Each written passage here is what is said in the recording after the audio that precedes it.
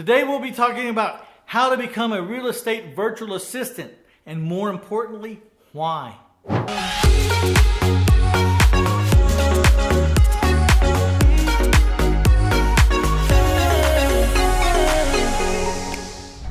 There are many ways to begin a real estate career.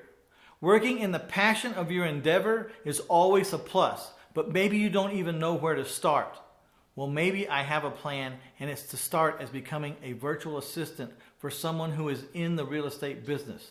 This can really get you off dead center and move you forward into that career. So in this episode, we'll be talking about when can you expect to work, what time frames, what kind of task will you be doing, how much can you expect to make, and last but not least, what are some of the advantages of being a real estate virtual assistant? For those of you that stick around to the end of this episode, I'm going to give you a chance to pick up this book, this hard copy book, all 400 plus pages of it, absolutely free. All we ask is that you pay shipping and handling of $7, and I will also include a free creative real estate investing webinar. So stay around to the end. I'll deliver on that offer. When can you expect to work as a real estate virtual assistant? Well, you'll probably have to work in the after hours, which could be perfect. A lot of times when people start out their real estate investing career, they have to work around their full-time job. So the fact that a lot of real estate virtual assistants' duties and tasks have to do with after hours probably works out perfect. It's probably a lot of weekends. It's probably a lot after 4 or 5 in the evening, because that's when people are out buying houses. And that's when motivated sellers can talk to investors, is after their job. So you'll be working some odd hours. Also remember, no matter when you need to work, we have to be cognizant that we have to answer the demands of our clients and our customers. So whenever they need work done is when we need to work. What kind of tasks can you expect to be asked to do?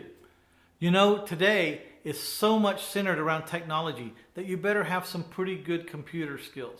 I think every virtual assistant, just by the virtue of being virtual, they have to know how to use technology to communicate, how to transfer, how to send, and to do all kinds of programs that sophisticated, to say the least.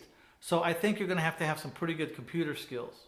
You'll be doing things like building lists, sorting data, plugging into and learning how to operate certain kinds of apps and software systems. You'll be doing all kinds of things from the computer. Everything from spreadsheets to photoshopping photography, you know. So the more skills you have, the better off you'll be. So how much can you expect to make as a virtual assistant? Well, you know, on average, I think a new virtual assistant who doesn't have a long track record could make between $15 and $20 an hour. But that's pretty hefty pay for someone who really knows what they're doing, a self-starter, self-motivated. But I've seen personal assistants making between $20 and $35 an hour. They are really good and they're worth every penny. They have some high-level skills. They've proven that they can fit nicely with the investor, and the investor's doing so well because of the work she's doing or he's doing that it's no problem to pay these people a really great salary. Now there is a hybrid, and this is where the virtual assistant gets so good at what they do that they can actually demand to be partners with the real estate investor. And like I said a long time ago, and in a lot of these videos and a lot of these episodes, the person who can put the deal together is in control. And sometimes virtual assistants learn how to do that very well. They learn about list building. They learn about contacting motivated sellers. They learn about the contracts and how to put it together. And before they know it, they're doing almost everything that needs to be done up front themselves. They become very, very, very valuable. And if someone doesn't recognize how valuable they are, they can always take their skills and move down the road and approach things in this hybrid fashion, which is to move from being a VA virtual assistant to a co-partner or partner, because what you do is so valuable and because what you do so well. All right, before I get to the real reason you should want to be a real estate virtual assistant, I want to ask you to do me a favor, and if you've been enjoying these episodes or you've been inspired by these episodes, please hit the like button, hit the share button. Be sure to subscribe, of course, but let's let the world out there know that we exist and that this kind of free education is available to them and everybody. We'd really appreciate it. The real reason is because you can learn some of the most intricate, intimate, most important things about the real estate investing industry you'd ever want to know from that position. You'll be put in positions to where you'll either need to know already or you'll have to go learn.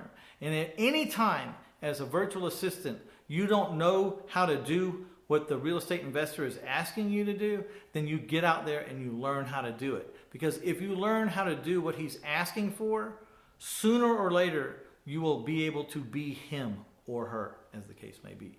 So please, when you're out there taking this little job to get through, have a bigger picture in mind. If you're a virtual assistant right now, have the bigger picture in mind.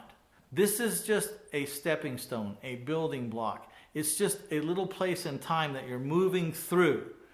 Get good at what these investors need you to get good at. If you master these tasks, then you will be in control of your own destiny sooner or later, because those tasks are invaluable. They're worth small fortunes, to say the least, if not large fortunes.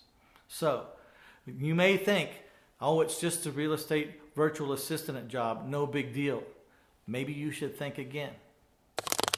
I'd like to thank you for sticking around to the end of this segment. And because you've watched this segment to the end, I want to offer you a free chapter in this book, My Life in 1,000 Houses, Failing Forward to Financial Freedom. I'd like to offer you a chapter called The Moat Theory.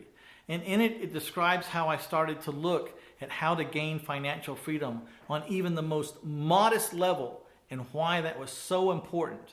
It was a life changer for me. It's called The Moat Theory. It's in this book right here. And if you'll go to 1000houses.com/free-stuff and scroll down till you see The Moat Theory, click on it and it'll be digitally downloaded to you. It's short, it's sweet, and it's very rich. Check it out.